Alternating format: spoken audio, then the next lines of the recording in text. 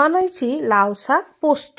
লাউ শাক পোস্ত বানানোর জন্য প্রথমে লাউ শাকগুলোকে আলু, বেগুন, অল্প একটু লাউ শাক সব কুচিয়ে কুচিয়ে রেখে দিয়েছি। ভালো করে ধুয়ে জল ঝরিয়ে রেখে দিয়েছি।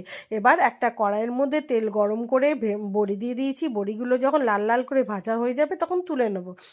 এবার ওই তেলের উপরে পাঁচ ফোড়ন, শুকনো লঙ্কা ফোড়ন দিয়ে কেটে রাখা শাকগুলোকে দিয়ে দেবো। কেটে রাখা শাকগুলোকে দিয়ে ভালো করে এপার ওপার করে ভালো করে খুন্তি দিয়ে নেড়ে নেবো। নেড়ে ভাজা ভাজা করব। তারপরে ওপর থেকে নুন, হলুদ, চিনি দিয়ে বেশ খানিকক্ষণ নাড়বো। আর নুন দেওয়ার জন্য লাউ শাক থেকে তো জল বেরিয়েই যাবে, তো আর এক্সট্রা জল দেওয়ার দরকার পড়বে না। তারপরে ঢাকা দিয়ে এটা সেদ্ধ করে নেবো। তারপরে ওপর থেকে বড়ি দিয়ে, ভাজা বড়ি দিয়ে আবার কিছুক্ষণ নাড়বো। তারপরে বেটে রাখা পোস্ত, কাঁচা লঙ্কা দিয়ে বেশ কিছুক্ষণ নাড়ার পরে যখন জলটা শুকিয়ে যাবে, শুকনো শুকনো হয়ে যাবে, তাহলেই রেডি লাউ শাক পোস্ত। ভিডিওটা ভালো লাগলে আমাকে একটা সাবস্ক্রাইব করে দেবেন। টাটা।